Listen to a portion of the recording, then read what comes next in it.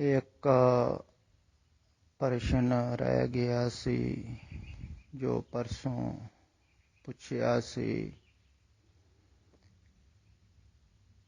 कि असीं बहुत दूर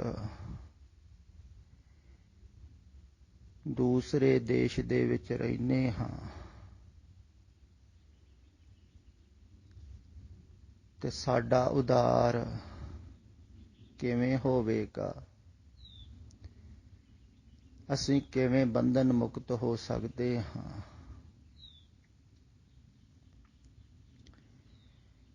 दरअसल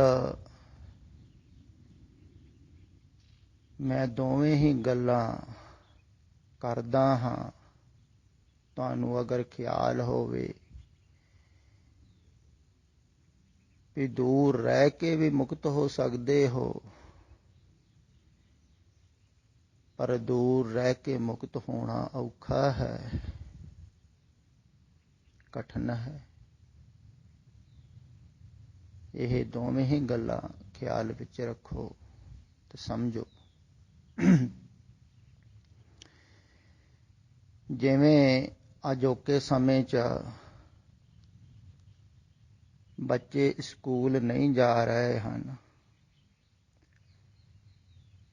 तो उन्होंने घरे ही ऑनलाइन पढ़ाया जा रहा है।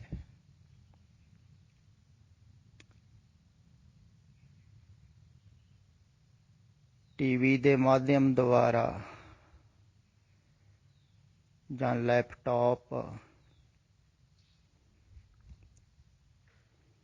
जां टैलीफोन के जरिए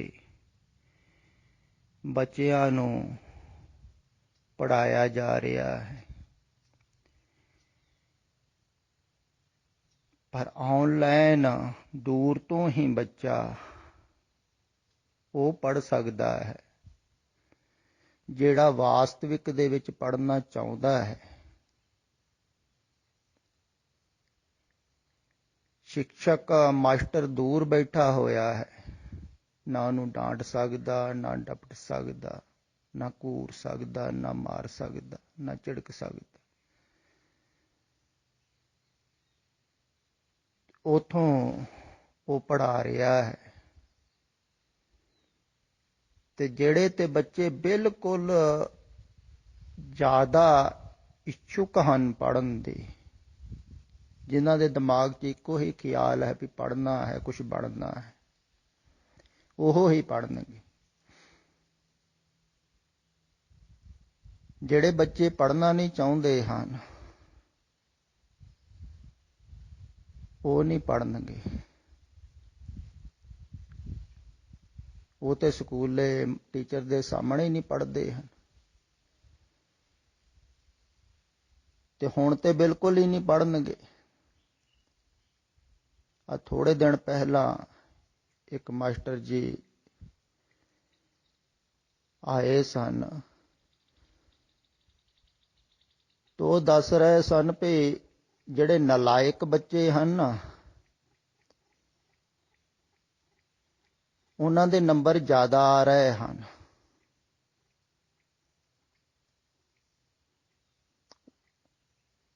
ते जिहड़े लायक हैं उन्हां दे घट आ रहे हैं।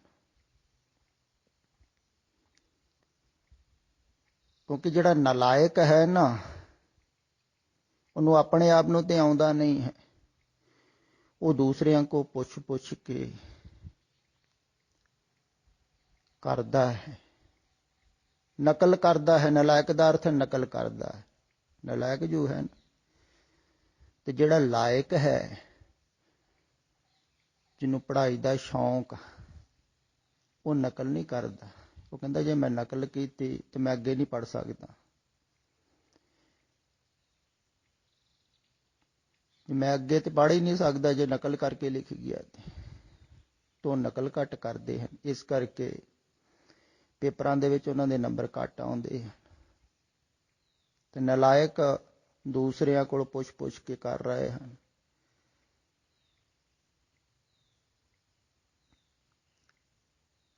तो दूसरिਆਂ नूं पुछ पुछ के ਜੋ ਸਵਾਲ ਹੱਲ ਕੀਤੇ ਜਾ ਰਹੇ ਹਨ,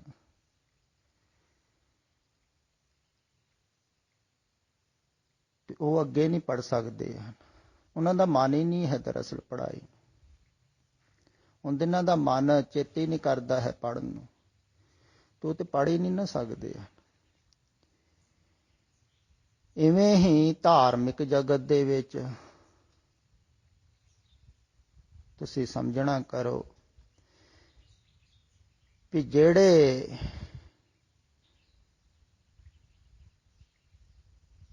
ਸੰਸਾਰ ਤੋਂ ਛੁੱਟਣਾ ਚਾਹੁੰਦੇ ਹਨ, ਸੰਸਾਰ ਤੋਂ ਮੁਕਤ ਹੋਣਾ ਚਾਹੁੰਦੇ ਹਨ, ਸੰਸਾਰ ਵੱਲੋਂ ਧਿਆਨ ਹਟਾਉਣਾ ਚਾਹੁੰਦੇ ਹਨ, ਝੂਠ ਵੱਲੋਂ ਧਿਆਨ ਹਟਾਉਣਾ ਚਾਹੁੰਦੇ ਹਨ, ਸੱਚ ਨੂੰ ਪਾਉਣਾ ਚਾਹੁੰਦੇ ਹਨ,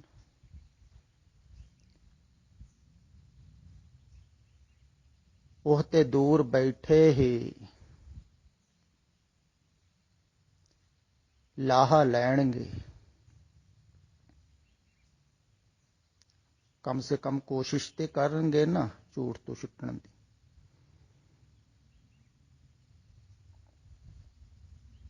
ਤੇ ਜਿਹੜੇ ਸੰਸਾਰ ਨੂੰ ਛੱਡਣਾ ਨਹੀਂ ਚਾਹੁੰਦੇ ਹਨ, ਹਾਲੇ ਪਕੜਿਆ ਹੋਇਆ ਹੈ, ਮੋਹ ਮਮਤਾ ਦੇ ਵਿੱਚ ਜਕੜੇ ਹੋਏ ਹਨ,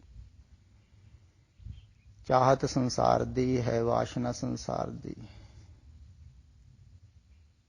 ਝੂਠ ਦੇ ਨਾਲ ਪ੍ਰੀਤ ਹੈ, ਝੂਠ ਚੰਗਾ ਲੱਗਦਾ ਹੈ, ਝੂਠ ਲੱਗਦਾ ਹੀ ਨਹੀਂ, ਸੱਚ ਲੱਗਦਾ ਹੈ ਝੂਠ।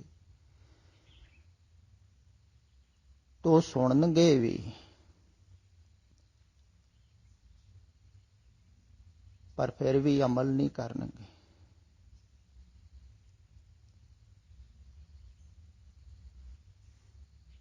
ਕਿਉਂਕਿ ਉਹ ਦੂਸਰੇ ਬੱਚੇ ਵਰਗੇ ਹਨ, ਨਲਾਇਕ। ਤੇ ਨਲਾਇਕ ਕੀ ਕਰਦੇ ਹਨ? ਗੱਲਾਂ ਯਾਦ ਕਰ ਲੈਂਦੇ ਹਨ, ਚੇਤੇ ਕਰ ਲੈਂਦੇ ਹਨ, ਤੇ ਦੂਸਰਿਆਂ ਨੂੰ ਵੀ ਦੱਸਣ ਲੱਗ ਜਾਂਦੇ ਹਨ। ਪਰ ਉਹ ਜਿਹੜੀਆਂ ਯਾਦ ਕੀਤੀਆਂ, ਚੇਤੇ ਕੀਤੀਆਂ ਹੋਈਆਂ ਗੱਲਾਂ ਹਨ ਨਾ, ਉਹ ਕੰਮ ਨਹੀਂ ਆਉਂਦੀਆਂ ਹਨ ਜਦੋਂ ਆਖਰੀ ਨਤੀਜਾ ਨਿਕਲੇ। ਜਦੋਂ ਪੇਪਰ ਪਏ ਨਾ ਜ਼ਿੰਦਗੀ ਦੇ ਆਖਰੀ ਸਮੇਂ ਦੇ ਵਿੱਚ, ਤਾਂ ਉਦੋਂ ਗੱਲਾਂ ਜਿਹੜੀਆਂ ਯਾਦ ਕੀਤੀਆਂ ਹੋਈਆਂ, ਚੇਤੇ ਕੀਤੀਆਂ ਹੋਈਆਂ, ਉਹ ਕੰਮ ਨਹੀਂ ਆਉਣਗੀਆਂ। ਉੱਥੇ ਤਾਂ ਪਹਿਲਾਂ ਹੀ ਭੁੱਲ ਜਾਂਦੀਆਂ ਹਨ ਗੱਲਾਂ। ਦਰਅਸਲ ਮਰਨ ਤੋਂ ਆਦਮੀ ਪਹਿਲਾਂ ਭੁੱਲ ਜਾਂਦਾ ਹੈ, ਸਮ੍ਰਿਤੀ ਫੇਲ ਹੋ ਜਾਂਦੀ, ਤੇ ਉੱਥੇ ਸੱਚਾਈ ਕੰਮ ਆਉਂਦੀ, ਉੱਥੇ ਸੱਚ ਹੀ ਨਿਕਲਦਾ ਹੈ, ਉੱਥੇ ਸੱਚੋ ਹੀ ਸੱਚ ਨਿਬੜੇ, ਉੱਥੇ ਸੱਚ ਹੀ ਨਿਬੜਦਾ ਹੈ, ਕੂੜ ਬਾਹਰ ਨਿਕਲ ਜਾਂਦਾ ਹੈ, ਕੂੜ ਨਰਕਾਂ 'ਚ ਪੈ ਜਾਂਦਾ ਹੈ। ਤੇ ਅੰਤ ਵੇਲੇ ਤੁਸੀਂ ਧੋਖਾ ਨਹੀਂ ਦੇ ਸਕਦੇ, ਖਿਆਲ ਵਿੱਚ ਰੱਖਿਓ। ਦਰਅਸਲ ਤੁਸੀਂ ਖਿਆਲ ਕੀਤਾ ਹੈ ਵੀ ਅਦਾਲਤ ਦੇ ਵਿੱਚ ਜਿਹੜੀ ਅੰਤਿਮ ਗਵਾਹੀ ਹੁੰਦੀ ਹੈ, ਮਰਨ ਵਕਤ ਆਦਮੀ ਦੇ ਜਾਂਦਾ ਹੈ ਨਾ, ਉਹਨੂੰ ਸੱਚ ਮੰਨਿਆ ਜਾਂਦਾ ਹੈ। ਦੇਖੋ, ਆਮ ਸਧਾਰਨ ਅਦਾਲਤ ਦੇ ਵਿੱਚ ਵੀ ਮਰਦੇ ਮਰਦੇ ਬੰਦਾ ਜਿਹੜੀ ਗੱਲ ਕਹਿ ਗਿਆ ਨਾ, ਉਹਨੂੰ ਸੱਚ ਮੰਨਣਗੇ, ਬਾਕੀ ਸਾਰੀਆਂ ਗੱਲਾਂ ਝੂਠ ਹੋ ਸਕਦੀਆਂ। ਉਹਨਾਂ ਦਾ ਵੀ ਸੋਚਣਾ ਇਹੋ ਹੀ ਹੈ ਵੀ ਮਰਦੇ ਵਕਤ ਆਦਮੀ ਸੱਚ ਬੋਲਦਾ ਹੈ। ਸੱਚ ਬੋਲਦਾ ਭਾਵ ਕੀ ਹੈ? ਵੀ ਜੋ ਉਹਦੇ ਵਾਸਤਵਿਕ ਜੀਵਨ ਦਾ ਹੈ ਨਾ, ਉਹ ਹੀ ਉਹਨੇ ਬੋਲਣਾ ਹੈ, ਵੀ ਮਰ ਤੇ ਰਿਹਾ ਹੀ ਆ। ਤੇ ਏਦਾਂ ਹੈ, ਸਾਰੇ ਜੀਵਨ ਦਾ ਨਿਚੋੜ ਜੋ ਤੁਹਾਡੇ ਅੰਦਰ ਹੈ, ਉਹੋ ਹੀ ਬਾਹਰ ਆਵੇਗਾ। ਤੇ ਨਕਲਚੀ ਸਾਰੇ ਫੇਲ ਹੋ ਜਾਣਗੇ, ਕਿਉਂਕਿ ਜਿਹੜਾ ਯਾਦ ਕਰ ਰਿਹਾ ਹੈ, ਉਹਨੇ ਜੀਵਨ ਦੇ ਵਿੱਚ ਤੇ ਕਮਾਇਆ ਹੀ ਨਹੀਂ। ਹੁਣ ਗੱਲਾਂ ਯਾਦ ਕਰ ਲਈਆਂ, ਬਾਹਰ ਅੰਦਰੋਂ ਉਹੋ ਹੀ ਵਾਸ਼ਨਾ, ਉਹੋ ਹੀ ਕਾਮਨਾ, ਉਹੋ ਹੀ ਚਾਹਤ, ਉਦਾਂ ਹੀ ਫਸਿਆ ਹੋਇਆ। ਹੁਣ ਬਾਹਰੋਂ ਪੜ੍ਹੀ ਵੀ ਜਾਂਦਾ ਇਹ ਕੁਟੰਬ ਤੂੰ ਜੇ ਦੇਖਦਾ ਚੱਲੇ, ਨਾ ਹੀ ਤੇਰੇ ਨਾਲੇ ਸਾਥ ਤੇਰੇ ਚੱਲੇ, ਨਾ ਹੀ ਕਿਸ ਨਾਲ ਕਿਉਂ ਚਿਤ ਲਾਈਐ। ਐਸਾ ਕੰਮ ਮੂਲੇ ਨਾ ਕੀਚੈ, ਜਿਤਨ ਤੋਂ ਪਛੋਤਾਈਏ। ਬੜਾ ਪਾਠ ਕਰਦਾ ਪਰ ਬਾਹਰ ਉਹ ਕੁਟੰਬ ਦੇ ਪਿੱਛੇ ਭੱਜਾ ਫਿਰਦਾ ਹੈ, ਦਿਨ ਰਾਤ ਸੋਚ ਰਿਹਾ ਹੁਣ ਇਹ ਪੜਿਆ ਹੋਇਆ ਕੰਮ ਆਊਗਾ ਇਹਦੇ ਅੰਤ ਸਮੇਂ। ਮੋਹ ਮਮਤਾ ਤੇ ਉਦਾਂ ਹੀ ਹੈ, ਉਦਾਂ ਹੀ ਵਾਸ਼ਨਾ, ਉਦਾਂ ਹੀ ਕਾਮਨਾ, ਉਦਾਂ ਹੀ ਚਾਹਤ।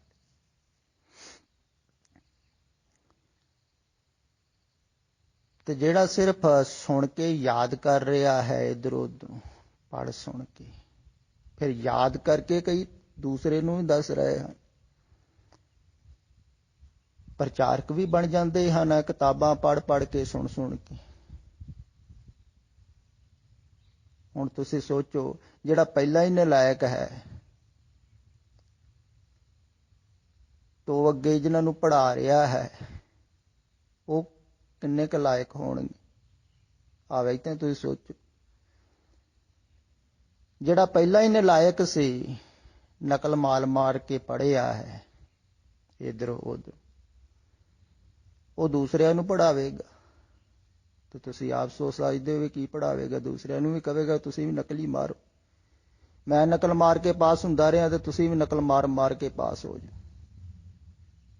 ਤੇ ਇਦਾਂ ਕਰ ਵੀ ਰਹੇ ਹਨ ਇਹ ਨਲਾਇਕ ਪ੍ਰਚਾਰਕ, ਬਹੁਤ ਲੱਗੇ ਹੋਏ ਹਨ। ਸਾਧੂ, ਮਹਾਤਮਾ, ਪੰਡਤ, ਗਿਆਨੀ, ਕਥਾਵਾਚਕ, ਪ੍ਰਚਾਰਕ ਨਕਲ ਮਾਰ ਮਾਰ ਕੇ, ਇੱਧਰੋਂ ਉੱਧਰੋਂ ਯਾਦ ਕਰ ਕਰਕੇ ਦੂਸਰਿਆਂ ਨੂੰ ਪੜ੍ਹਾ ਰਹੇ ਹਨ ਤੇ ਦੂਸਰਿਆਂ ਨੂੰ ਕਹਿ ਰਹੇ ਤੁਸੀਂ ਵੀ ਨਕਲੀ ਮਾਰੋ, ਤੁਸੀਂ ਵੀ ਪੜ੍ਹੀ ਜਾਓ, ਪਾਠ ਕਰੀ ਜਾਓ, ਯਾਦ ਕਰੀ ਜਾਓ, ਪੁਸਤਕਾਂ ਪੜ੍ਹੀ ਜਾਓ। ਕਈ ਕਹਿੰਦੇ ਹਨ ਇਤਿਹਾਸ ਪੜ੍ਹੀ ਜਾਓ। ਉਹ ਵੀ ਫਿਰ ਇਹੋ ਹੀ ਕਹਿਣਗੇ ਨਾ ਜੋ ਆਪ ਕਰ ਰਹੇ। ਤੇ ਜਿਹੜਾ ਨਕਲ ਮਾਰ ਕੇ ਪਾਸ ਹੋ ਰਿਹਾ ਹੈ ਤਾਂ ਉਹ ਅੰਤਿਮ ਰਿਜ਼ਲਟ ਵੇਲੇ ਫੇਲ ਹੋਵੇਗਾ, ਖਿਆਲ ਵਿੱਚ ਰੱਖੋ। ਉੱਥੇ ਨਕਲ 'ਚ ਹੀ ਪਾਸ ਨਹੀਂ ਹੁੰਦੇ ਹਨ, ਉੱਥੇ ਤੇ ਅਸਲੀ ਪਾਸ ਹੁੰਦਾ ਹੈ ਜਿਹੜਾ ਵਾਸਤਵਿਕ ਸੱਚਾਈ ਦਾ ਜੀਵਨ ਜੀਆ ਹੈ ਜਿਹਨੇ, ਜਿਹੜਾ ਸੱਚ ਵਿੱਚ ਜੀ ਰਿਹਾ ਹੈ ਤਾਂ ਅੰਤ ਸਮੇਂ ਵੀ ਸੱਚ ਵਿੱਚ ਹੀ ਹੋਵੇਗਾ ਨਾ। ਜਿਹੜਾ ਹੁਣ ਝੂਠ ਦਾ ਜੀਵਨ ਜੀ ਰਿਹਾ ਹੈ ਉਹ ਅੰਤ ਸਮੇਂ ਸੱਚ ਵਿੱਚ ਕਿਵੇਂ ਚਲੇ ਜਾਵੇਗਾ? ਹਾਵੇ ਤਾਂ ਸੋਚੋ। ਜਿਹੜਾ ਝੂਠ 'ਚ ਹੀ ਜੀ ਰਿਹਾ ਹੈ, ਝੂਠ ਦਾ ਚਿੰਤਨ ਕਰਦਾ ਜੀ ਰਿਹਾ ਹੈ, ਇਉਂ ਕਹਿ ਲਓ, ਤੋ ਅੰਤ ਸਮੇਂ ਕਿਵੇਂ ਸੱਚ ਦਾ ਚਿੰਤਨ ਕਰ ਲਓ? ਇਦਾਂ ਥੋੜ੍ਹੀ ਹੁੰਦਾ। ਜੋ ਤੁਸੀਂ ਸਾਰੀ ਜ਼ਿੰਦਗੀ ਕਰਦੇ ਹੋ ਉਹ ਹੀ ਕਰੋਗੇ ਨਾ ਅੰਤ ਸਮੇਂ। ਜੇ ਬੱਚਿਆਂ ਦਾ ਚਿੰਤਨ ਕਰ ਰਿਹਾ ਹੈ ਤੇ ਅੰਤ ਸਮੇਂ ਬੱਚੇ ਹੀ ਸਿਮਰੋਗੇ। ਤੇ ਕਿਹਾ ਵੀ ਹੈ ਵੀ ਅੰਤ ਸਮੇਂ ਪੁੱਤਰ ਸਿਮਰ, ਐਸੀ ਚਿੰਤਾ ਮੈਂ ਜੇ ਮਰ, ਸੂਕਰ ਜੋਨ ਬਲਬਲ ਅਵਤਾਰ। ਕਮਾਲ ਦੀ ਗੱਲ ਕਹਿ ਦਿੱਤੀ ਵੀ ਸੂਰ ਦੀ ਜੋਨ, ਸੂਰੀ ਬੱਚੇ ਬਹੁਤ ਦਿੰਦੇ ਹਨ, ਬੱਚੇ ਪੈਦਾ ਹੋਣਗੇ, ਸਾਂਭੀ ਜਾਏ। ਬੱਚਿਆਂ ਦਾ ਚਿੰਤਨ ਕਰਦੇ ਮਰ। ਹੁਣ ਸਾਰੀ ਜ਼ਿੰਦਗੀ ਬੱਚਿਆਂ ਦਾ ਚਿੰਤਨ ਕਰੋਗੇ ਤਾਂ ਅੰਤ ਸਮੇਂ ਬੱਚੇ ਹੀ ਆਉਣਗੇ ਨਾ। ਜੋ ਚਿੰਤਨ ਕਰੋਗੇ ਉਹ ਹੀ ਆਵੇਗਾ। ਤੇ ਨਕਲ ਨੁਕਲ ਕੰਮ ਨਹੀਂ ਆਉਣੀ ਹੈ ਵੀ ਤੁਸੀਂ ਇੱਥੇ ਪਾਠ ਪੜ੍ਹੀ ਜਾਓ, ਅਰਦਾਸਾਂ ਕਰੀ ਜਾਓ, ਕਿਤਾਬਾਂ ਪੜ੍ਹੀ ਜਾਓ, ਗ੍ਰੰਥ ਪੜ੍ਹੀ ਜਾਓ। ਨਹੀਂ, ਜੋ ਚਿੰਤਨ ਕਰਦੇ ਹੋ ਖਿਆਲ ਵਿੱਚ ਰੱਖੋ। ਹੁਣ ਪਾਠ ਪੜ੍ਹਦੇ ਵੀ ਚਿੰਤਨ ਕਈਆਂ ਦਾ ਬੱਚਿਆਂ ਦਾ ਚੱਲ ਰਿਹਾ ਹੁੰਦਾ। ਕਈ ਤੇ ਵਿੱਚ ਕਹਿ ਵੀ ਦਿੰਦੇ ਹਨ ਬੱਚਿਆਂ ਨੂੰ ਪੜ੍ਹਿਆ ਕਰੋ, ਸਕੂਲੇ ਜਾਇਆ ਕਰੋ, ਘੂਰ ਵੀ ਦਿੰਦੇ ਆ। ਚਿੰਤਨ ਤੇ ਬੱਚਿਆਂ ਦਾ, ਪਰਿਵਾਰ ਦਾ, ਧਨ ਦਾ, ਦੌਲਤ ਦਾ ਚੱਲ ਰਿਹਾ ਹੈ ਨਾ। ਤੋ ਜੋ ਪਾਠ ਪੜ੍ਹਿਆ ਜਾ ਰਿਹਾ ਹੈ ਉਹ ਤੇ ਵੈਸੇ ਹੀ ਹੈ ਨਾ। ਜਿਵੇਂ ਕਾਜੀ ਨੂੰ ਬਾਬੇ ਨਾਨਕ ਨੇ ਕਿਹਾ ਸੀ ਤੂੰ ਨਮਾਜ਼ ਥੋੜ੍ਹੀ ਪੜ੍ਹ ਰਿਹਾ, ਧਿਆਨ ਤੇਰਾ ਘਰ ਹੈ। ਇੱਦਾਂ ਹੀ ਕਈਆਂ ਦਾ ਧਿਆਨ ਕਿਤੇ ਹੈ, ਕਈਆਂ ਦਾ ਕਿਤੇ। ਤੇ ਨਕਲ 'ਚ ਕੰਮ ਨਹੀਂ ਆਉਣੀ ਹੈ ਅੰਤ ਸਮੇਂ, ਖਿਆਲ ਵਿੱਚ ਰੱਖੋ। ਇਹ ਨਕਲੀ ਹੈ।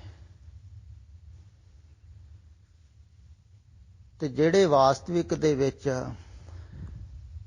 ਪੜ੍ਹਨਾ ਚਾਹੁੰਦੇ ਹਨ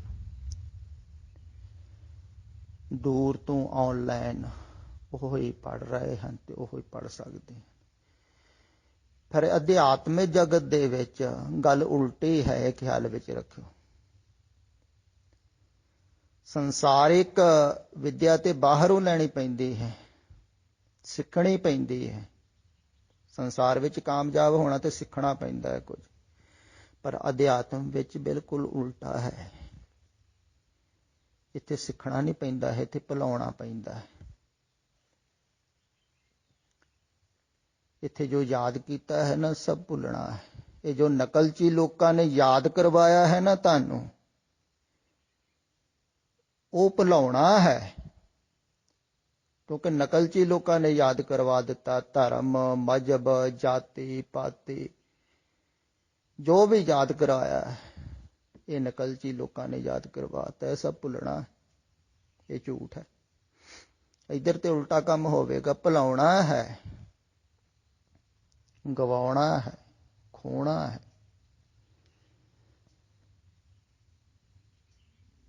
ਇੱਧਰ ਅਧਿਆਤਮ ਦੇ ਵਿੱਚ ਉਲਟਾ ਕੰਮ ਹੁੰਦਾ ਹੈ। ਸੰਸਾਰ 'ਚ ਯਾਦ ਕਰਵਾਇਆ ਜਾਂਦਾ ਹੈ, ਇੱਧਰ ਭੁਲਾਇਆ ਜਾਂਦਾ। ਭੁੱਲਣ ਵਾਸਤੇ ਸਿੱਖਣਾ ਹੈ, ਸਿੱਖਿਆ ਭੁੱਲਣ ਵਾਸਤੇ ਲੈਣੀ ਹੈ। ਇੱਥੇ ਉਲਟਾ ਹੈ। ਸੰਸਾਰ ਦੀ ਸਿੱਖਿਆ ਬਾਹਰ ਹੈ, ਯਾਦ ਕਰਨ ਵਾਸਤੇ ਲੈਣੀ, ਇੱਧਰ ਭੁਲਾਉਣ ਵਾਸਤੇ, ਛੱਡਣ ਵਾਸਤੇ, ਮਿਟਣ ਵਾਸਤੇ ਸਿੱਖਿਆ ਲੈਣੀ। ਉਧਰ ਸੰਸਾਰ ਵਿੱਚ ਕੁਝ ਹੋਣ ਵਾਸਤੇ ਸਿੱਖਿਆ ਲੈਣੀ। ਗੱਲ ਤੇ ਉਲਟੀ ਹੋਈ ਨਾ, ਇੱਧਰ ਮਿਟਣ ਵਾਸਤੇ ਲੈਣੀ ਤੇ ਇੱਧਰ ਛੱਡਣ ਵਾਸਤੇ ਸਿੱਖਿਆ ਲੈਣੀ। ਛੱਡਣਾ ਹੈ, ਤਿਆਗਣਾ ਹੈ। ਫਿਰ ਤਿਆਗਣਾ ਕੀ ਹੈ, ਛੱਡਣਾ ਕੀ ਹੈ? ਜਿਵੇਂ ਸਮਝ ਲਵੋ ਤੁਸੀਂ, ਪਿੱਛੇ ਇੱਕ ਮਾਈ ਨੇ ਕਿਹਾ ਸੀ ਵੀ ਮੈਨੂੰ ਹੁਣ ਸਮਝ ਵਿੱਚ ਆਇਆ ਹੈ ਮਾਨਸਿਕ ਬਿਮਾਰੀ ਕੀ ਹੈ। ਹੁਣ ਕਹਿੰਦੇ ਸਮਝ ਵਿੱਚ ਆਇਆ ਹੈ ਵੀ ਮਾਨਸਿਕ ਬਿਮਾਰੀ ਕੀ ਹੈ। ਹੁਣ ਜਿਹਨੂੰ ਪਤਾ ਲੱਗ ਗਿਆ ਬਿਮਾਰੀ ਕੀ ਹੈ, ਕਿਹੜੀ ਹੈ, ਸਮਝ ਵਿੱਚ ਆ ਗਈ ਬਿਮਾਰੀ, ਖਿਆਲ ਵਿੱਚ ਆ ਗਈ, ਉਹ ਛੱਡੇਗਾ ਹੀ ਨਾ ਬਿਮਾਰੀ। ਤੇ ਐਡੀ ਦੂਰ ਬੈਠ ਕੇ ਸੁਣ ਕੇ ਇਹ ਕੰਮ ਤੇ ਹੋਇਆ ਹੀ ਨਾ ਵੀ ਬਿਮਾਰੀ ਦਾ ਪਤਾ ਲੱਗ ਗਿਆ। ਕਮ ਸੇ ਕਮ ਇਹ ਬਹੁਤ ਵੱਡੀ ਗੱਲ ਹੈ, ਖਿਆਲ ਵਿੱਚ ਰੱਖਿਓ। ਅਧਿਆਤਮਿਕ ਜਗਤ ਦੇ ਵਿੱਚ ਅੱਧਾ ਕੰਮ ਹੋ ਗਿਆ। ਜਿਹਨੂੰ ਮਾਨਸਿਕ ਬਿਮਾਰੀ ਦਾ ਪਤਾ ਲੱਗ ਗਿਆ, ਆਪਣੀ ਬਿਮਾਰੀ ਦਾ ਮੂਲ ਸਮੱਸਿਆ ਦਾ ਪਤਾ ਲੱਗ ਗਿਆ ਨਾ, ਉਹਨੂੰ ਬਹੁਤ ਕੁਝ ਪਤਾ ਲੱਗ ਗਿਆ। ਬਿਮਾਰੀ ਦਾ ਪਤਾ ਲੱਗ ਗਿਆ, ਹੁਣ ਬਿਮਾਰੀ ਛੱਡੂਗਾ ਹੀ ਨਾ। ਜੇ ਨਹੀਂ ਛੱਡੂਗਾ ਤੇ ਮਹਾ ਮੂੜ ਹੋਊਗਾ। ਸਮਝਦਾਰ ਤੇ ਆਖੂਗਾ ਵੀ ਜਦੋਂ ਬਿਮਾਰੀ ਦਾ ਪਤਾ ਲੱਗ ਗਿਆ ਤੇ ਛੱਡਣੀ ਹੈ।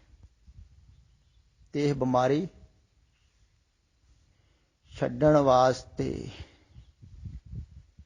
ਵੀ ਕਿਵੇਂ ਛੁੱਟੇ ਬਿਮਾਰੀ, ਫਿਰ ਕੀ ਕਰੇਗਾ? ਔਸ਼ਧੀ ਲਵੇਗਾ, ਦਵਾਈ ਲਵੇਗਾ। ਹੁਣ ਜਿਹੜੀ ਦਵਾਈ ਹੈ ਉਹ ਵੀ ਅਜੋਕੇ ਸਮੇਂ ਦੇ ਵਿੱਚ ਆਨਲਾਈਨ ਵੀ ਦਿੱਤੀ ਜਾਂਦੀ ਹੈ। ਪੁਰਾਣੇ ਸਮੇਂ 'ਚ ਐਸਾ ਨਹੀਂ ਸੀ ਹੁੰਦਾ। ਮੈਂ ਕਹਿੰਦਾ ਨਾ ਇਹੋ ਹੀ ਫਰਕ ਪੈ ਗਿਆ। ਹੁਣ ਰੋਗੀ ਕੀ ਕਰਦਾ ਹੈ, ਆਪਣਾ ਚੈੱਕਅਪ ਕਰਾ ਲੈਂਦਾ ਹੈ ਘਰੇ ਹੀ, ਤੋਂ ਟੈਸਟ ਦੀਆਂ ਰਿਪੋਰਟਾਂ ਜਿਹੜੀਆਂ ਹਨ ਉਹ ਡਾਕਟਰ ਨੂੰ ਭੇਜ ਦਿੰਦਾ ਹੈ ਆਨਲਾਈਨ। ਡਾਕਟਰ ਉੱਥੋਂ ਦੇਖਦਾ ਹੈ ਰਿਪੋਰਟਾਂ ਸਾਰੀਆਂ ਤੇ ਦਵਾਈ ਦੇ ਨਾਂ ਲਿਖ ਕੇ ਆਨਲਾਈਨ ਭੇਜ ਦਿੰਦਾ ਹੈ। ਭਾਵੇਂ ਕਿੱਡੀ ਦੂਰ ਵੀ ਮਰੀਜ਼ ਬੈਠਾ ਹੋਵੇ ਤੇ ਡਾਕਟਰ ਵੀ ਕਿੱਡੀ ਦੂਰ ਵੀ ਹੋਵੇ, ਤੇ ਮਰੀਜ਼ ਉੱਥੋਂ ਹੀ ਦਵਾਈ ਲੈਂਦਾ ਹੈ ਤੇ ਜੋ ਪਰਹੇਜ਼ ਦੱਸਦਾ ਹੈ ਡਾਕਟਰ ਤੇ ਉੱਥੇ ਬੈਠ ਕੇ ਪਰਹੇਜ਼ ਕਰਦਾ ਹੈ ਘਰੇ। ਤੇ ਅਗਰ ਉਹ ਬਿਮਾਰੀ ਨੂੰ ਛੱਡਣਾ ਚਾਹੁੰਦਾ ਹੈ ਤੇ ਬਿਮਾਰੀ ਛੁੱਟਦੀ ਵੀ ਹੈ। ਹੁਣ ਦੇਖੋ ਦੂਰ ਤੋਂ ਹੀ ਇਲਾਜ ਹੋ ਰਿਹਾ। ਪੁਰਾਣੇ ਸਮੇਂ 'ਚ ਐਸਾ ਹੁੰਦਾ ਸੀ ਵੈਦ ਨੂੰ ਘਰ ਛੱਡਣਾ ਪੈਂਦਾ ਸੀ।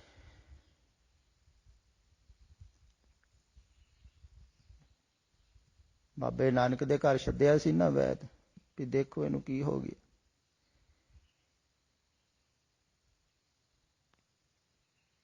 ਤੇ ਵੈਦ ਨੂੰ ਪੁਰਾਣੇ ਸਮੇਂ 'ਚ ਘਰ ਸੱਦਣਾ ਪੈਂਦਾ ਸੀ। ਹੁਣ ਅਜੋਕੇ ਸਮੇਂ 'ਚ ਦੂਰੋਂ ਹੀ ਇਲਾਜ ਹੋ ਰਿਹਾ ਹੈ।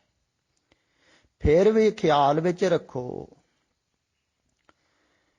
ਵੀ ਦੂਰੋਂ ਵੀ ਇਲਾਜ ਤਾਂ ਹੀ ਡਾਕਟਰ ਕਰ ਸਕਦਾ ਹੈ ਜੋ ਡਾਕਟਰ ਦੱਸੇ ਪਰਹੇਜ਼ ਕਰਨ ਨੂੰ ਉਹ ਪਰਹੇਜ਼ ਪੂਰਾ ਹੋਵੇ।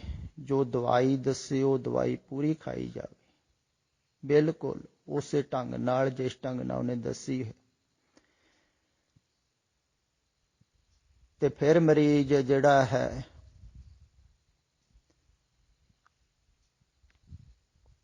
ਉਹ ਆਰੋਗੀ ਹੁੰਦਾ ਹੈ। ਪਰ ਫਿਰ ਵੀ ਖਿਆਲ ਵਿੱਚ ਰੱਖਣ ਯੋਗ ਹੈ, ਇਹ ਜੋ ਸਰੀਰਕ ਬਿਮਾਰੀ ਹੈ ਇਹਨੂੰ ਤੇ ਸਾਰੇ ਹੀ ਛੱਡਣਾ ਚਾਹੁੰਦੇ ਵੀ ਹਨ। ਹਰ ਇੱਕ ਹੀ ਚਾਹੁੰਦਾ ਹੈ ਨਾ, ਮੈਂ ਤੁਰਿਆ ਫਿਰਾਂ, ਦੌੜਾਂ, ਭੱਜਾਂ। ਸਰੀਰ ਬਿਮਾਰ ਹੋਵੇ ਤੇ ਪਰੇਸ਼ਾਨੀ ਹੁੰਦੀ ਹੈ। ਆਦਮੀ ਨਹੀਂ ਚਾਹੁੰਦਾ ਹੈ ਘਰ ਬੈਠਣ, ਬਿਮਾਰ ਹੋਣ। ਤੇ ਸਾਰੇ ਚਾਹੁੰਦੇ ਹਨ ਸਵਸਥ ਹੋਣਾ ਸਰੀਰ ਦੇ ਤਲ ਤੇ। ਪਰ ਜਿਹੜਾ ਮਨ ਹੈ ਇਹਨੂੰ ਪਹਿਲਾਂ ਬਿਮਾਰ ਸਮਝਣਾ। ਪਹਿਲੀ ਗੱਲ ਤੇ ਕੋਈ ਸਮਝਦਾ ਹੀ ਨਹੀਂ। ਕੌਣ ਸਮਝਦਾ ਹੈ ਮੈਂ ਬਿਮਾਰ ਹਾਂ, ਮੈਂ ਰੋਗੀ? ਤੁਸੀਂ ਸੋਚੋ, ਕੋਈ ਸਮਝਦਾ ਹੈ? ਤੁਸੀਂ ਸਾਰੇ ਹੀ ਸੁਣ ਰਹੇ ਹੋ। ਇਉਂ ਖਿਆਲ ਕਰੋ ਵੀ ਤੁਸੀਂ ਜਦੋਂ ਤੁਹਾਨੂੰ ਕੋਈ ਹੰਕਾਰੀ ਕਹਿੰਦਾ ਹੈ ਤੇ ਤੁਸੀਂ ਆਪਣੇ ਆਪ ਨੂੰ ਹੰਕਾਰੀ ਮੰਨਦੇ ਹੋ? ਕੋਈ ਨਹੀਂ ਮੰਨਦਾ ਹੈ। ਕਈ ਵਾਰ ਤੁਸੀਂ ਵੀ ਖਿਆਲ ਕਰੋ, ਕੋਈ ਦਬਕਾ ਮਾਰ ਦੇਵੇ ਵੀ ਬਹੁਤੀ ਆਕੜ ਨਾ ਦਿਖਾ ਮੈਨੂੰ, ਅਹੰਕਾਰ ਨਹੀਂ ਮੈਨੂੰ ਚੰਗਾ ਲੱਗਦਾ, ਤੂੰ ਹੰਕਾਰੀ ਹੈ। ਤੇ ਨਾਰਾਜ਼ ਹੋ ਜਾਂਦਾ ਹੈ ਬੰਦਾ, ਮੈਨੂੰ ਹੰਕਾਰੀ ਕਿਹਾ। ਪਰ ਅਹੰਕਾਰ ਸਭ ਦੇ ਅੰਦਰ ਹੀ ਹੈ, ਹਉ ਸਭ ਦੇ ਅੰਦਰ ਹੀ। ਹਉਮੈ ਦੀਰਘ ਰੋਗ ਹੈ, ਇਹ ਰੋਗ ਸਾਰਿਆਂ ਦੇ ਅੰਦਰ ਹੈ। ਹਉਮੈ ਮੰਨਦਾ ਕੋਈ ਨਹੀਂ। ਤੇ ਜਿਹਨੂੰ ਇਸ ਰੋਗ ਦਾ ਪਤਾ ਲੱਗ ਗਿਆ, ਹਉਮੈ, ਉਹ ਹੀ ਛੱਡੇਗਾ ਵੀ ਮੈਂ ਰੋਗੀ ਹਾਂ। ਤੇ ਰੋਗ ਸਾਰਿਆਂ ਦੇ ਅੰਦਰ ਹੈ। ਦਰਅਸਲ ਤੁਸੀਂ ਖਿਆਲ ਇਉਂ ਕਰੋ ਵੀ ਹਉਮੈ ਕਰਕੇ ਹੀ ਵਿਚਾਰ ਚੱਲ ਰਹੇ ਹਨ। ਜੇ ਹਉਮੈ ਨਾ ਹੋਵੇ ਤੇ ਵਿਚਾਰ ਵੀ ਨਹੀਂ ਹੋਣਗੇ ਤੇ ਮਨ ਤੇ ਕਿੱਥੇ ਹੋਵੇਗਾ? ਵਿਚਾਰਾਂ ਤੋਂ ਬਿਨਾਂ ਮਨ ਕਿਵੇਂ ਰਹੇਗਾ? ਮਨ ਤੇ ਵਿਚਾਰਾਂ ਦੇ ਤਲ ਤੇ ਜੀਂਦਾ, ਸਵਾਰੀ ਕਰਦਾ ਹੈ ਵਿਚਾਰਾਂ ਦੀ, ਘੁੰਮਦਾ ਹੈ ਵਿਚਾਰਾਂ ਦੇ ਉੱਪਰ ਬੈਠ ਕੇ। ਤੇ ਜੋ ਵਿਚਾਰ ਹੀ ਨਾ ਹੋ ਤੇ ਘੁੰਮੂਗਾ ਕਿੱਥੇ ਵਿਚਾਰ? ਸਵਾਰੀ ਹੀ ਨਹੀਂ ਹੈ ਤਾਂ ਮਨ ਡਿੱਗ ਪਿਆ ਨਾ। ਤੇ ਹਉ ਕਰਕੇ ਹੀ ਵਿਚਾਰ ਚੱਲਦੇ ਹਨ। ਭਾਵ ਕਿ ਮੈਂ ਹਾਂ, ਤੁਸੀਂ ਹੋ, ਏਦਾਂ ਤੇ ਸੋਚਦੇ ਹੋ ਨਾ। ਉਹ ਖਿਆਲ ਕਰਕੇ ਤੁਸੀਂ ਕਹਿੰਦੇ ਹੋ ਵੀ ਮੈਂ ਹਾਂ, ਮੇਰਾ ਜੀਵਨ ਹੈ, ਮੇਰਾ ਸਰੀਰ ਹੈ ਤੇ ਮੈਂ ਕੁਛ ਕਰਨਾ ਹੈ, ਕੁਛ ਕਮਾਉਣਾ ਹੈ। ਇਹਨੂੰ ਜੀਂਦੇ ਰੱਖਣ ਵਾਸਤੇ ਕੁਛ ਤੇ ਕਰਨਾ ਹੀ ਪਵੇਗਾ ਨਾ। ਜਦੋਂ ਮੈਂ ਹਾਂ ਤੇ ਆਪਣੇ ਆਪ ਨੂੰ ਬਚਾਉਣ ਵਾਸਤੇ ਕੁਛ ਕਰਨ, ਤੇ ਵਿਚਾਰ ਚੱਲ ਪਏ। ਫਿਰ ਮੈਂ ਹਾਂ ਤੇ ਮੇਰੇ ਹਨ, ਉਹਨਾਂ ਵਾਸਤੇ ਕਰਨਾ ਹੈ ਕੁਛ। ਬੱਚੇ ਹਨ, ਪਰਿਵਾਰ ਹੈ, ਘਰ ਹੈ, ਉਹ ਮੇਰੇ ਹਨ। ਮੈਂ ਤੋਂ ਸ਼ੁਰੂ ਹੋਇਆ ਨਾ ਕੰਮ। ਤੇ ਜੇ ਮੈਂ ਹੈ ਹੀ ਨਹੀਂ, ਆਪਾ ਪਰਕਾ ਮਿਟ ਗਿਆ ਜਦ ਦੇਖੋ ਤਬ ਤੂੰ। ਜਦੋਂ ਮੈਂ ਹੈ ਹੀ ਨਹੀਂ, जब हम होते तब तू नाही, अब तू ही मैं नाही। अनल अगम जैसे लहर में ओदद जल केवल जलमा। बड़ा प्यारा है उपदेश भी ਜਦੋਂ ਮੈਂ ਸੀ ਉਦੋਂ ਤੂੰ ਨਹੀਂ ਸੀ, ਜਬ ਹਮ ਹੋਤੇ ਤਬ ਤੂੰ ਨਹੀਂ। ਜਦੋਂ ਮੈਂ ਸੀ ਉਦੋਂ ਪਰਮਾਤਮਾ ਨਹੀਂ। ਹੁਣ ਪਰਮਾਤਮਾ ਹੈ ਤੇ ਮੈਂ ਨਹੀਂ।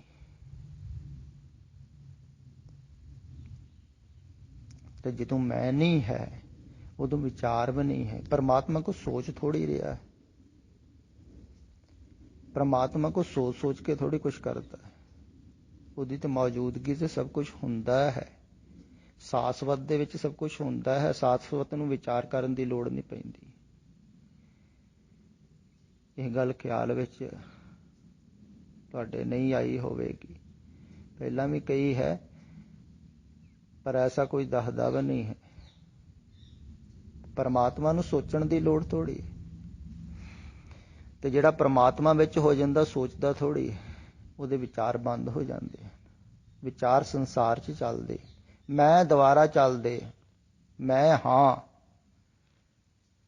ਤੇ ਵਿਚਾਰ ਚੱਲਦੇ ਆ। ਤੇ ਵਿਚਾਰ ਚੱਲ ਰਹੇ ਹਨ ਜਿਹਦੇ ਅੰਦਰ, ਉਹ ਅਹੰਕਾਰੀ ਹੈ, ਕਿਉਂਕਿ ਮੈਂ ਤੇ ਹੈ ਹੀ, ਹਾਂ ਮੈਂ ਤੋਂ ਉੱਥੋਂ ਤੇ ਚੱਲ ਰਹੇ ਹਨ, ਤੇ ਹੰਕਾਰੀ ਤੇ ਹੈ ਹੀ। ਇਸ ਕਰਕੇ ਚੋਟ ਵੀ ਲੱਗੀ। ਜਿਹਦੇ ਅੰਦਰ ਵਿਚਾਰ ਹੀ ਨਹੀਂ ਹਨ ਉਹਨੂੰ ਚੋਟ ਵੀ ਨਹੀਂ ਨਾ ਲੱਗੇਗੀ। ਹੰਕਾਰੀ ਕਹੀ ਜਾਓ, ਨਿਰਹੰਕਾਰੀ ਕਹੀ ਜਾਓ, ਚੰਗਾ ਕਹੀ ਜਾਓ, ਮਾੜਾ ਕਹੀ ਜਾਓ, ਉਹਨੂੰ ਕੋਈ ਲੈਣਾ ਦੇਣਾ ਕਹੀ ਜਾਓ। ਜਦੋਂ ਮੈਂ ਹੈ ਹੀ ਨਹੀਂ ਤੇ ਕਹੀ ਜਾਓ ਜੋ ਕਹਿਣਾ, ਕਹਿ ਲਓ ਤੁਸੀਂ ਕੀ ਕਹਿਣਾ, ਉਹਨੂੰ ਕੋਈ ਚਿੰਤਾ ਨਹੀਂ ਹੈ। ਤੇ ਜਿਹਦੇ ਅੰਦਰ ਹਉਮੈ ਹੈ ਉਹਨੂੰ ਚੋਟ ਲੱਗਦੀ ਹੈ, ਗੁੱਸਾ ਆਉਂਦਾ ਹੈ, ਨਾਰਾਜ਼ਗੀ ਹੁੰਦੀ ਹੈ, ਕ੍ਰੋਧੀ। ਜਿਹੜਾ ਜ਼ਿਆਦਾ ਕ੍ਰੋਧੀ ਹੈ ਉਹਦੇ ਅੰਦਰ ਓਨਾ ਹੀ ਹੰਕਾਰ ਜ਼ਿਆਦਾ ਹੈ। ਕੋਈ ਹੰਕਾਰ ਕਰਕੇ ਕ੍ਰੋਧ ਆ ਰਿਹਾ, ਚੋਟ ਲੱਗਦੀ ਹੈ ਵਾਰ-ਵਾਰ। ਹੰਕਾਰ ਤੇ ਲੱਗਦੀ ਹੈ, ਗੁੱਸਾ ਆਉਂਦਾ, ਤੇ ਹੰਕਾਰ ਤੇ ਹੈ ਹੀ, ਹਉਮੈ ਹੈ। ਪਰ ਕੋਈ ਮੰਨਦਾ ਥੋੜੀ ਹੈ ਕਿ ਮੇਰੇ ਅੰਦਰ ਹਉਮੈ, ਤੇ ਇਹੋ ਹੀ ਬਿਮਾਰੀ ਹੈ, ਇਹੋ ਹੀ ਰੋਗ। ਖਿਆਲ ਕਰੋ, ਹਉਮੈ ਹੀ ਰੋਗ ਹੈ ਨਾ, ਇਹੋ ਹੀ ਬਿਮਾਰੀ। ਤੇ ਇਸ ਬਿਮਾਰੀ ਨੂੰ ਕੋਈ ਸਵੀਕਾਰ ਕਰ ਲੇ, ਫਿਰ ਇਹ ਬਿਮਾਰੀ ਜਿਹੜੀ ਹੈ ਇਹ ਲੱਗੀ ਕਿਵੇਂ ਹੈ? ਵਿਚਾਰ ਕਰਕੇ। ਫਿਰ ਹਉਮੈ ਪਹਿਲਾਂ ਨਹੀਂ ਮਿਟੇਗੀ, ਖਿਆਲ ਵਿੱਚ ਰੱਖੋ। ਪਹਿਲਾਂ ਵਿਚਾਰਾਂ ਤੋਂ ਮੁਕਤ ਹੋਣਾ ਪਵੇਗਾ, ਕਿਉਂਕਿ ਵਿਚਾਰਾਂ ਕਰਕੇ ਹਉਮੈ ਪੈਦਾ ਹੋ ਰਹੀ। ਫਿਰ ਵਿਚਾਰ ਪੈਦਾ ਕਿੱਥੋਂ ਹੋ ਰਹੇ ਹਨ? ਕਾਮ, ਕ੍ਰੋਧ, ਲੋਭ, ਮੋਹ, ਅਹੰਕਾਰ, ਇੱਥੋਂ ਹੀ ਹੋ ਰਹੇ ਹਨ। ਇਸ ਕਰਕੇ ਕਾਮ, ਕ੍ਰੋਧ, ਲੋਭ, ਅਹੰਕਾਰ ਨੂੰ ਛੱਡਣਾ ਨੂੰ ਕਿਹਾ ਹੋਇਆ ਹੈ ਕਿ ਛੱਡਣਾ ਹੈ। ਵਿਚਾਰ ਪੈਦਾ ਹੀ ਇਹਨਾਂ ਤੋਂ ਹੋ ਰਹੇ ਹਨ। ਇਹ ਪੰਜੇ ਲੁੱਟ ਰਹੇ ਹਨ ਤੁਹਾਨੂੰ ਆਪਣੇ ਵੱਲ ਨੂੰ ਖਿੱਚ ਖਿੱਚ ਕੇ। ਕਾਮ ਜਦੋਂ ਹੈ ਆਦਮੀ ਦੇ ਅੰਦਰ, ਉਹ ਇਸਤਰੀ ਦੇ ਬਾਰੇ ਸੋਚਦਾ ਹੈ, ਜਾਂ ਇਸਤਰੀ ਦੇ ਅੰਦਰ ਹੈ ਪੁਰਸ਼ ਬਾਰੇ ਸੋਚੇਗੀ। ਕਾਮ ਹੈ, ਵਾਸ਼ਨਾ ਹੈ। ਤੋਂ ਵਿਚਾਰ ਤੇ ਕਾਮ ਕਰਕੇ ਚੱਲ ਰਹੇ ਹਨ। ਤੇ ਕਿਸੇ ਦੇ ਅੰਦਰ ਮੋਹ ਹੈ, ਤੋਂ ਬੱਚਿਆਂ ਬਾਰੇ ਸੋਚ ਰਿਹਾ, ਪਰਿਵਾਰ ਬਾਰੇ ਸੋਚ ਰਿਹਾ, ਘਰ ਬਾਰੇ ਸੋਚ ਰਿਹਾ, ਆਪਣੀ ਲਾਈਫ ਬਾਰੇ ਸੋਚ ਰਿਹਾ। ਮੋਹ ਹੈ ਨਾ,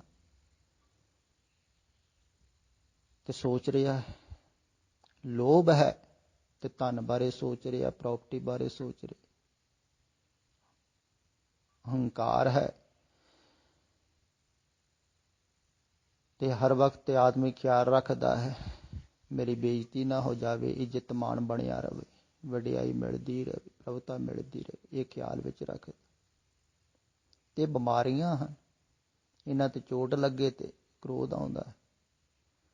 ਕੋਈ ਕਹਿ ਦੇਵੇ ਵੀ ਤੇਰੇ ਵਰਗਾ ਬੇਸਮਝ ਮੈਂ ਦੇਖਿਆ ਨਹੀਂ ਕਿਤੇ, ਤਾਂ ਉਸੇ ਵੇਲੇ ਗੁੱਸਾ ਆਉਂਦਾ। ਉਹ ਹੰਕਾਰੀ ਨੂੰ ਆਉਂਦਾ ਤੇ ਕ੍ਰੋਧ ਆਉਂਦਾ। ਤੇ ਸਾਰੀਆਂ ਬਿਮਾਰੀਆਂ ਜਿਹੜੀਆਂ ਹਨ ਇਹਨਾਂ ਕਰਕੇ ਵਿਚਾਰ ਪੈਦਾ ਹੋ ਰਹੇ ਹਨ। ਤੇ ਵਿਚਾਰਾਂ ਤੋਂ ਹੰਕਾਰ ਵੱਧਦਾ ਹੈ। ਜਿੰਨੇ ਵਿਚਾਰ ਜ਼ਿਆਦਾ ਓਨਾ ਹੰਕਾਰ ਜ਼ਿਆਦਾ। ਹੁਣ ਦੇਖੋ ਜਿੱਦਾਂ ਚੱਲ ਰਿਹਾ ਹੈ ਕੰਮ। ਹੁਣ ਬਿਮਾਰੀ ਦਾ ਪਤਾ ਲੱਗ ਜਾਵੇ ਜਿਹਨੂੰ, ਇਹ ਮੂਲ ਬਿਮਾਰੀ ਹੈ ਤੇ ਮੂਲ ਬਿਮਾਰੀ ਨੂੰ ਛੱਡਣਾ ਹੈ।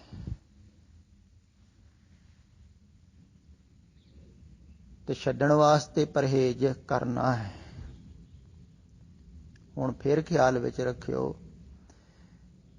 ਵੀ ਆਮ ਧਾਰਮਿਕ ਲੋਕ ਜਿਹੜੇ ਹਨ ਨਾ, ਉਹ ਕਹਿੰਦੇ ਹਨ ਦਵਾਈਆਂ ਖੂਬ ਖਾਓ,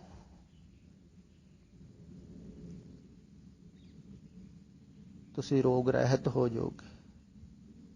ਨਾਮ ਜਪੋ, ਸਿਮਰਨ ਕਰੋ, ਧਿਆਨ ਕਰੋ, ਬੜਾ ਦੱਸਦੇ। ਦਵਾਈ ਖਾਓ ਖੂਬ, ਔਸ਼ਧੀ ਹੈ, ਔਖਦ ਨਾਮ ਲਿਖਿਆ ਵੀ ਹੋਇਆ ਹੈ, ਸਰਬ ਰੋਗ ਕਾ ਔਖਦ ਨਾਮ। ਤੇ ਕਈ ਤਾਂ ਸਰੀਰ ਦੇ ਰੋਗ ਵਾਸਤੇ ਵੀ ਜਪੀ ਜਾਂਦੇ ਆ, ਪਰ ਇਹਦੇ ਨਾਲ ਮਨ ਦਾ ਰੋਗ ਵੀ ਨਹੀਂ ਦੂਰ ਹੋ ਰਿਹਾ ਲੋਕਾਂ ਦਾ ਜਪਣ ਕਰਕੇ। ਕਿਉਂਕਿ ਸਿਰਫ ਜਪਣ ਕਰਕੇ ਦੂਰ ਨਹੀਂ ਨਾ ਹੋਵੇਗਾ, ਦੂਸਰੇ ਪਾਸੇ ਪਰਹੇਜ਼ ਵੀ ਹੋਣਾ ਚਾਹੀਦਾ। ਤੇ ਮੈਂ ਤੁਹਾਨੂੰ ਪਰਹੇਜ਼ ਦੱਸਦਾ। ਮੈਂ ਕਹਿੰਦਾ ਹਾਂ ਵੀ ਅਗਰ ਤੁਸੀਂ ਪੂਰਾ ਪਰਹੇਜ਼ ਵੀ ਰੱਖ ਲਓ ਨਾ, ਤਾਂ ਵੀ ਕਾਫੀ ਹੱਦ ਤੱਕ ਤੁਸੀਂ ਬਿਮਾਰੀ ਮੁਕਤ ਹੋ ਸਕਦੇ ਹੋ।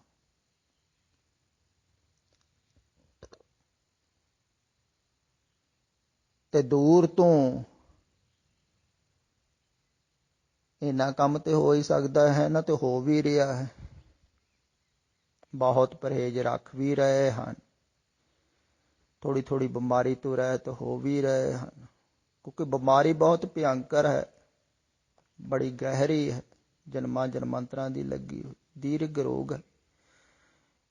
ਪਰ ਇਹਦੀ ਦਵਾ ਵੀ ਹੈ ਨਾ, ਔਸ਼ਧੀ ਵੀ ਹੈ।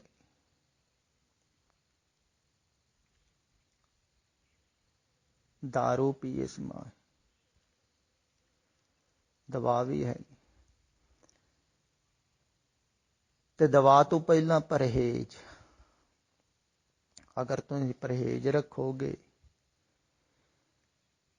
ਤੇ ਤੁਸੀਂ ਹੌਲੀ ਹੌਲੀ ਰੋਗ ਮੁਕਤ ਹੁੰਦੇ ਜਾਵੋਗੇ।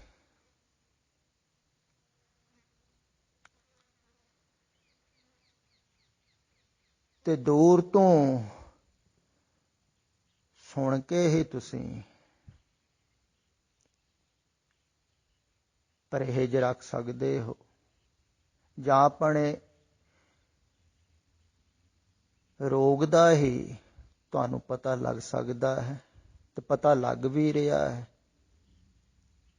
ਸੁਣ ਕੇ ਲੱਗ ਰਿਹਾ ਹੈ ਨਾ ਰੋਗ ਦਾ ਪਤਾ, ਸਮਝ ਕੇ ਲੱਗ ਰਿਹਾ ਹੈ, ਕਰਕੇ ਲੱਗ ਰਿਹਾ ਹੈ। ਦਰਅਸਲ ਤੁਸੀਂ ਜਦੋਂ ਅਮਲ ਕਰਦੇ ਹੋ ਤਾਂ ਪਤਾ ਲੱਗਦਾ ਹੈ। ਮਨ ਦਾ ਵੀ ਤਾਂ ਹੀ ਪਤਾ ਲੱਗਦਾ ਹੈ ਵੀ ਮਨ ਵਾਰ-ਵਾਰ ਵਿਚਾਰਾਂ 'ਚ ਚੱਲ ਰਿਹਾ ਹੈ, ਦੂਸਰੇ ਬਾਰੇ ਸੋਚ ਰਿਹਾ ਹੈ, ਤੇ ਸੋਚ ਰਿਹਾ ਹੈ ਦੂਸਰੇ ਬਾਰੇ। ਇਹ ਜਿਹੜਾ ਸੁਚੇਤ ਹੋਵੇਗਾ ਉਹਨੂੰ ਪਤਾ ਲੱਗੇਗਾ ਨਾ। ਵਿਚਾਰਾਂ ਤੋਂ ਸੁਚੇਤ ਹੋਵੇਗਾ ਜਿਹੜਾ ਵਿਚਾਰਾਂ ਦੇ ਨਾਲ ਬਹਿ ਰਿਹਾ ਉਹਨੂੰ ਥੋੜੀ ਪਤਾ ਲੱਗਦਾ, ਉਹ ਤੇ ਬਹਿ ਹੀ ਰਿਹਾ ਹੈ, ਉਹ ਤੇ ਮੂਰਛਿਤ ਹੈ। ਜਿਹੜਾ ਵਿਚਾਰਾਂ ਤੋਂ ਥੋੜਾ ਜਿਹਾ ਪਾਸੇ ਹਟ ਕੇ ਦੇਖੇਗਾ, ਸੁਚੇਤ ਹੋਵੇਗਾ, ਉਹਨੂੰ ਪਤਾ ਲੱਗੇਗਾ ਵੀ ਮਨ ਵਾਰ-ਵਾਰ ਦੂਸਰੇ ਬਾਰੇ ਸੋਚਦਾ ਹੈ ਤੇ ਦੁਖੀ ਹੁੰਦਾ ਹੈ। ਕਿਉਂ ਸੋਚਦਾ ਹੈ ਦੂਸਰੇ ਬਾਰੇ?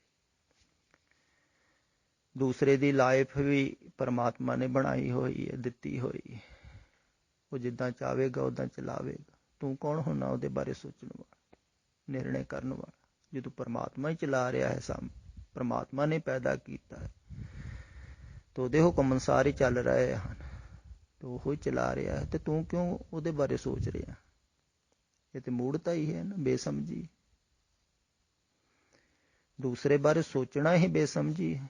ਦੂਸਰੇ ਦਾ ਜੀਵਨ ਦੂਸਰੇ ਦਾ ਹੈ, ਉਹਨੂੰ ਪਰਮਾਤਮਾ ਚਲਾ ਰਿਹਾ ਹੈ, ਜਿਵੇਂ ਚਲਾਵੇਗਾ ਠੀਕ। ਤੇ ਉਹਨੂੰ ਹੀ ਪਤਾ ਲੱਗਦਾ ਹੈ ਜਿਹੜਾ ਮਨ ਤੋਂ ਪਿੱਛੇ ਹਟ ਕੇ ਮਨ ਨੂੰ ਦੇਖਦਾ ਹੈ, ਸੁਚੇਤ ਹੈ, ਉਹਨੂੰ ਮਾਨਸਿਕ ਰੋਗ ਦਾ ਪਤਾ ਲੱਗਦਾ ਹੈ। ਤੇ ਦੂਰੋਂ ਸੁਣ ਕੇ, ਸਮਝ ਕੇ, ਅਮਲ ਕਰਕੇ ਇਹਨਾਂ ਤੇ ਪਤਾ ਲੱਗਾ ਹੀ ਨਹੀਂ ਨਾ। ਤੇ ਰੋਗ ਨੂੰ ਹਟਾਉਣ ਦੀ ਵੀ ਕੋਸ਼ਿਸ਼ ਕਰੋਗੇ ਅਗਰ, ਤੇ ਹਟੇਗਾ ਵੀ ਕਾਫੀ ਹੱਦ ਤੱਕ। ਤੇ ਫਿਰ ਅਗਰ ਰੋਗ ਰਹਿ ਜਾਵੇ, ਹੁਣ ਬਹੁਤਿਆਂ ਦਾ ਘਰ ਰਹਿ ਕੇ ਠੀਕ ਨਹੀਂ ਹੁੰਦਾ ਹੈ ਰੋਗ ਪੂਰਾ, ਤੇ ਉਹਨਾਂ ਨੂੰ ਹਸਪੀਟਲ ਦਾਖਲ ਕੀਤਾ ਜਾਂਦਾ ਹੈ ਕਿ ਡਾਕਟਰ ਦੇ ਕੋਲ ਰਹਿਣਗੇ ਤੇ ਡਾਕਟਰ ਇਲਾਜ ਕਰੇਗਾ। ਜੇ ਸਰਜਰੀ ਕਰਨੀ ਪਈ ਤੇ ਸਰਜਰੀ ਕਰੇਗਾ। ਦੂਰ ਰਹਿ ਕੇ ਨਹੀਂ ਹੋਇਆ ਠੀਕ। ਏਦਾਂ ਹੀ ਹੁਣ ਦੂਰ ਰਹਿ ਕੇ ਪੂਰਾ ਪੂਰਾ ਰੋਗ ਨਹੀਂ ਹੋਇਆ ਠੀਕ, ਤੁਹਾਨੂੰ ਪਤਾ ਲੱਗੇਗਾ ਵੀ ਨਹੀਂ ਹੋਇਆ ਠੀਕ, ਅਜੇ ਰੋਗ ਮੁਕਤ ਨਹੀਂ ਹੋਏ, ਤੇ ਤੁਸੀਂ ਆਓਗੇ ਨਾ ਹਸਪੀਟਲ 'ਚ ਮਨ ਦਾ ਰੋਗ ਨੂੰ ਦੂਰ ਕਰਨ ਵਾਸਤੇ। ਕੁਛ ਹੋ ਵੀ ਸਕਦਾ ਹੈ। ਇਵੇਂ ਖਿਆਲ ਕਰੋ ਤੁਸੀਂ, ਜਿਵੇਂ ਕਿਸੇ ਦੇ ਸਾਰੇ ਸਰੀਰ ਵਿੱਚ ਰੋਗ ਹੈ, ਸਾਰੇ ਸਰੀਰ ਵਿੱਚ ਗਠਾਂ ਹਨ, ਤਾਂ ਉਹਨੂੰ ਡਾਕਟਰ ਕਹਿੰਦਾ ਹੈ ਵੀ ਤੂੰ ਪਹਿਲਾਂ ਆਹ ਦਵਾਈ ਖਾ ਘਰ ਬੈਠ ਕੇ,